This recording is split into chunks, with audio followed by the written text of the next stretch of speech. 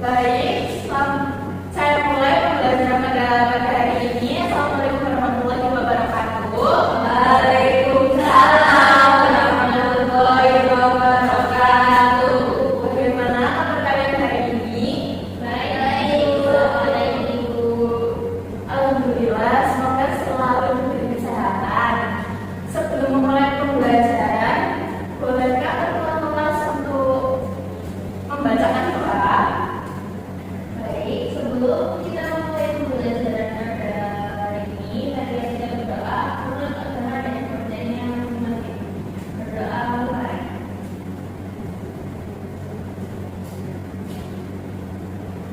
Berdoa mulai. Saya ingin melakukan presensi terlebih dahulu ya. Baik, Ibu. Salwa Safia, Ibu. Diva Permata, Ibu. Aisna Arida, Ibu. Muhammad Aiden, Rizal Mirza, Ibu. Amelia, Diana, Ibu. Teresa, Ibu. Burma, Ibu.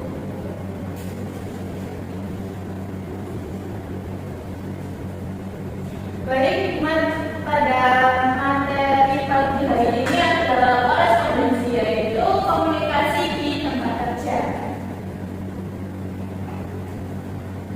Nah, tujuan pembelajaran pada komunikasi ini yang pertama adalah mengetahui komunikasi yang baik di tempat kerja, yang kedua mengetahui bentuk-bentuk komunikasi dan jenis komunikasi, dan yang ketiga adalah menerapkan etika komunikasi yang baik. Nah, sebelum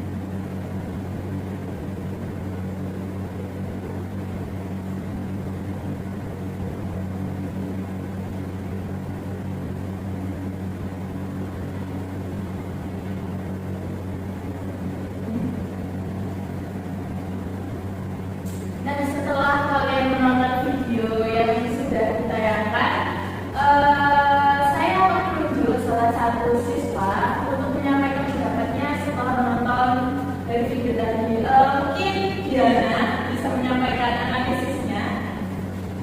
Menurut saya, apabila lingkungan kerja saya itu malah mengenal tersebut, maka yang terjadi adalah terjadi salah paham dalam menerima informasi, sehingga maksud atau tujuan informasi itu tidak dapat dipahami oleh si penerima informasi. Baik, terima kasih Diana sudah menyampaikan analisisnya. Nah, selanjutnya adalah pengertian dari komunikasi. Komunikasi adalah suatu proses kegiatan penyampaian pesan atau informasi yang mengandung arti dari satu pihak kepada pihak lain dalam usaha untuk mendapatkan saling pengertian. Saling pengertian di sini itu maksudnya itu untuk menyampaikan suatu pesan. Nah, kemudian ada proses komunikasi. Proses komunikasi yang pertama adalah komunikasi memiliki gagasan atau pesan yang ingin disampaikan kepada komunikan. Dan yang kedua, komunikator menyatakan maksud dalam bentuk kata-kata atau lambang sebagai pesan. Nah, di BPI itu tertera kalimat komunikan dan komunikator. Apa yang kalian arti tentang komunikan atau komunikator? Ada yang bisa menyampaikan? Silakan deh. Menurut saya, kalau komunikator itu orang yang menyampaikan pesan, sedangkan komunikan itu orang yang berproses. Terima kasih Tere. Kemudian saya lanjutkan ya, yang proses komunikasi yang ketiga adalah perkataan dalam pesan disalurkan melalui media. Maksudnya perkataan atau lambang. Lambang di sini itu bukan berarti lambang atau yang simbol-simbol. Maksudnya lambang di sini itu bisa dari gambar. Itu yang akan diterjemahkan atau ditafsirkan maksudnya oleh si penerima pesan. Kemudian komunikan menguraikan pesan yang dikirim oleh komunikator.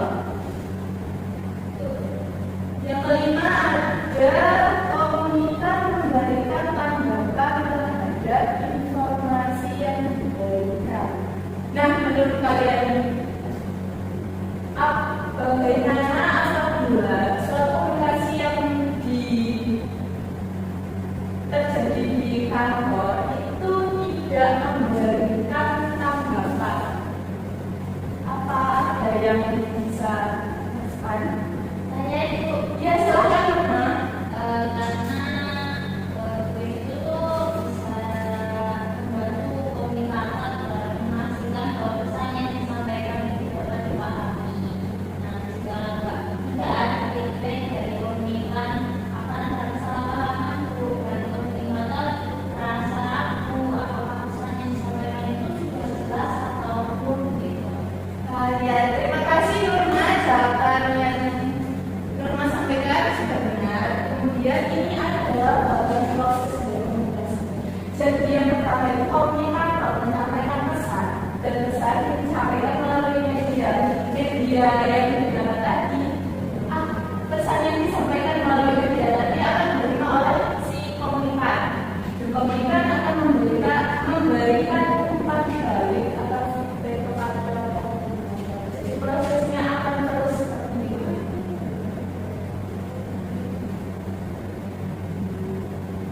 Kemudian yang selanjutnya adalah unsur-unsur komunikasi. Komunikator yang pertama dapat mengirim atau menerima. Jadi maksudnya di sini komunikator yang pertama dia itu pastinya akan mengirimkan sebuah pesan, tapi dia juga bisa menjadi penerima pesan karena dia mendapatkan umpan balik itu tadi dari si komunikator kedua atau komunikan. Kemudian yang kedua adalah pesan yang disampaikan itu tadi. Saluran atau media, biasanya media yang digunakan untuk menyampaikan komunikasi kan banyak, ada yang melalui telepon, ada yang melalui surat, melalui email, dan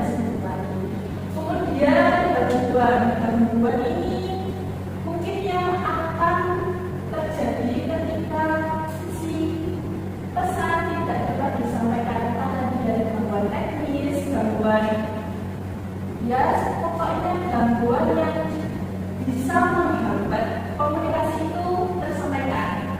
Dari yang kelima adalah komunikator kedua, yaitu dia si penerima, dan dia juga bisa sih menjadi pengirimkan, dia mengirimkan respon terhadap pesan yang disampaikan. Kemudian yaitu adalah pemahaman atau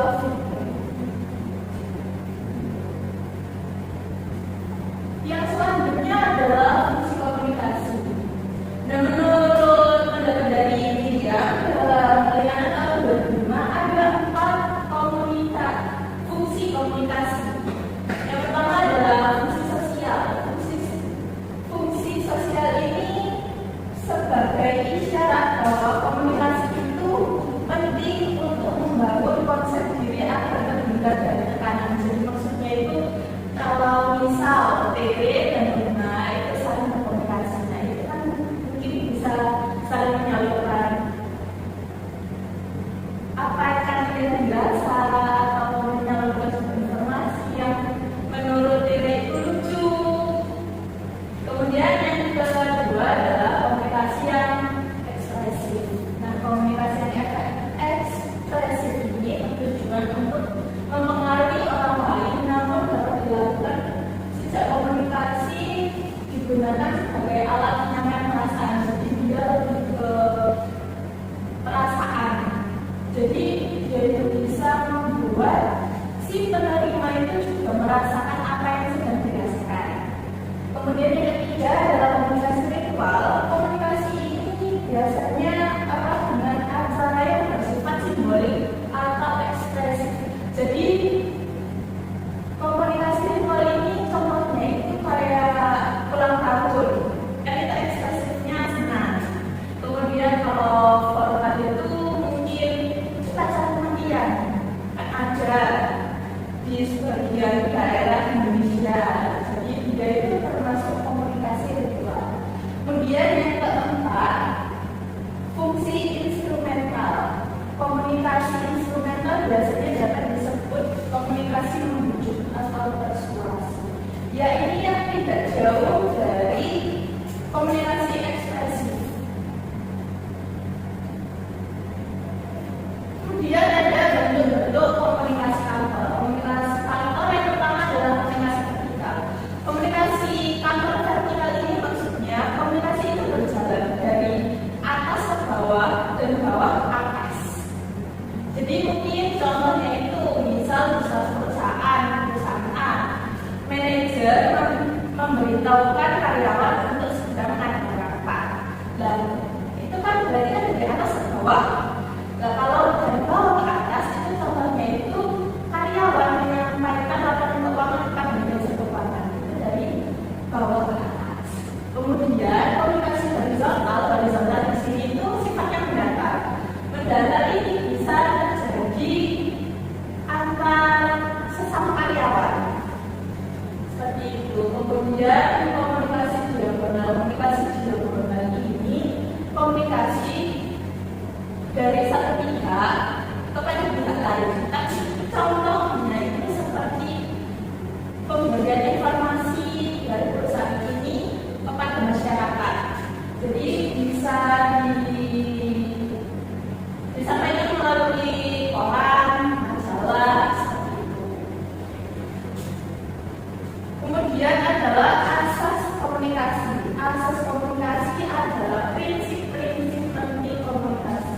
Yang pertama adalah mudah dalam mengirim informasi. Yang kedua, informasi mudah untuk dimengerti. Dan yang ketiga, kesamaan pengertian. Yang keempat, penggunaan alat yang sederhana. Dan yang kelima adalah bermanfaat dan menguntungkan. Maksudnya bermanfaat dan menguntungkan ini tidak boleh merugikan antara kedua pihak yang sedang melakukan komunikasi. Masuk pada materi alasan etika komunikasi. Jadi ketika kita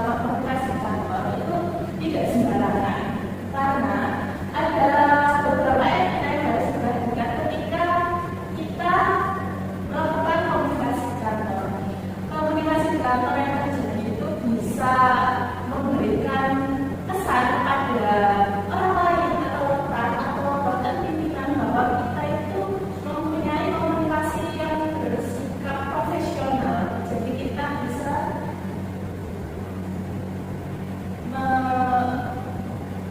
merasa bahwa kita percaya diri terhadap etika yang kita miliki. Yang pertama, alasan etika komunikasi itu dapat meningkatkan energi tim.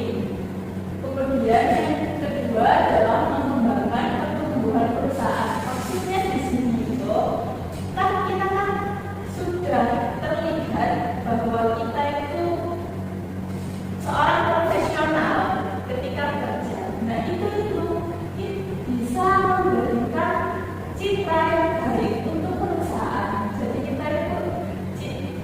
kita dan perusahaan itu dapat dipandang baik oleh klien atau oleh masyarakat. Dan yang ketiga adalah memacu produktivitas. Dan yang keempat menumbuhkan efisiensi dan loyalitas. Nah ini itu tidak jauh berbeda dengan yang kedua yang mengembangkan pertumbuhan perusahaan. Kemudian ada merangsang keterlibatan. Maksudnya itu karyawan harus merasa bahwa dia bisa melakukan komunikasi aktif di tempat kerjanya. Dia harus selalu terlibat dalam proses komunikasi. Kemudian yaitu sebagai problem solving. Jadi kan problem solving itu adalah rasa kepercayaan diri. Dan itu bisa memberikan seorang karyawan merasa bahwa dirinya percaya diri dalam melakukan komunikasi. Dan yang terakhir adalah etika komunikasi.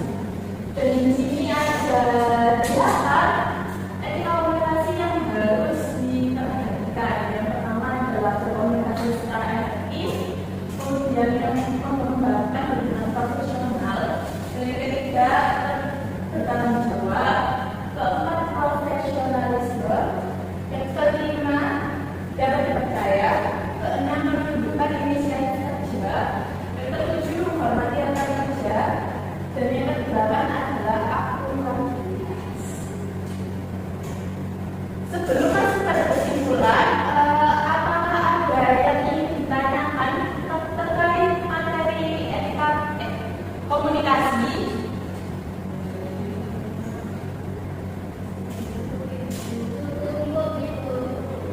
Baiklah, karena kalian sudah merasa cukup, saya akan memberikan studi kasus dan pengerjaannya dilakukan secara berkelompok. Kelompoknya sekelompok 8. Nanti kalian akan saya tulis satu-persatu sebagai perwakilan presentasi.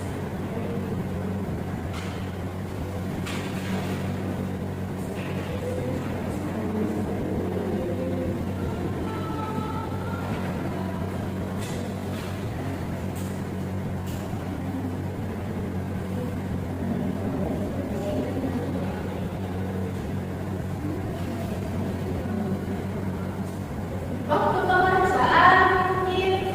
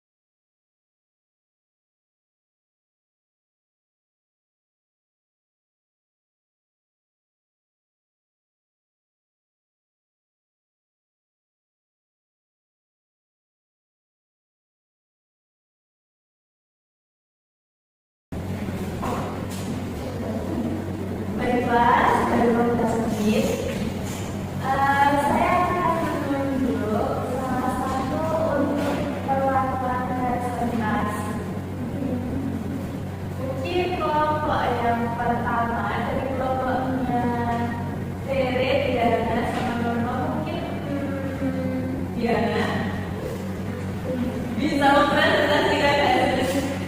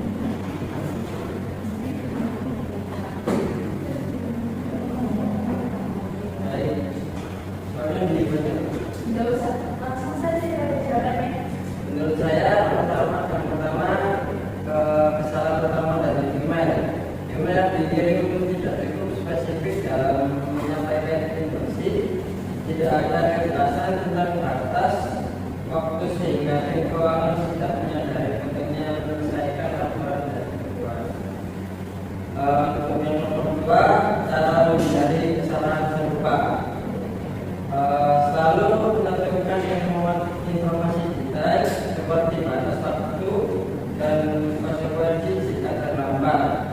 Lalu menggunakan subjek email yang jelas, semisal penting laporan anggaran harus dikumpulkan dalam 2 hari. Lalu menggunakan komunikasi 2 arah seperti tidak lanjut, follow up untuk memastikan pesan diterima atau dipahami. Untuk yang ketiga, sebagai manajer menerima klarifikasi. Saya akan mendengarkan penjelasan staf administrasi dan memahami penyebab kesalahan.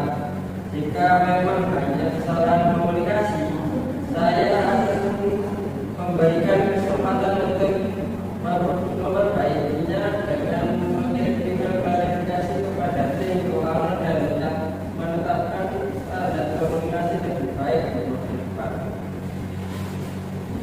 Terima kasih kepada Bapak Tiga yang sudah menyampaikan pendapatnya. Kalau sekarang ada sedikit, karena kalian sudah menyelesaikan studi kasus ini dengan baik, dan jadi kita masuk ke akhir pembelajaran, yaitu kesimpulan. Kesimpulan pembelajaran komunikasi yang efektif di tempat kerja adalah pembelajaran tentang komunikasi di tempat kerja menekankan pentingnya pemahaman mengenai kapal sebagai lingkungan kerja, di mana komunikasi dapat menjadi faktor utama yang menentukan efektivitas operasional.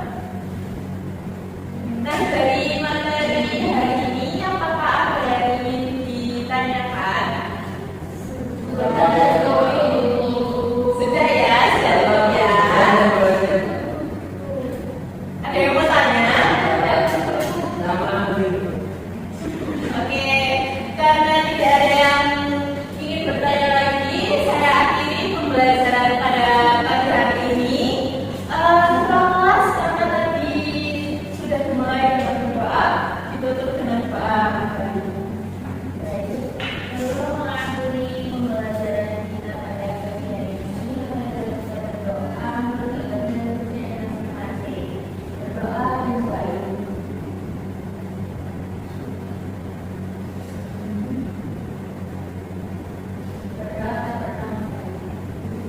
Alhamdulillah, pembelajaran pada pagi hari ini telah sudah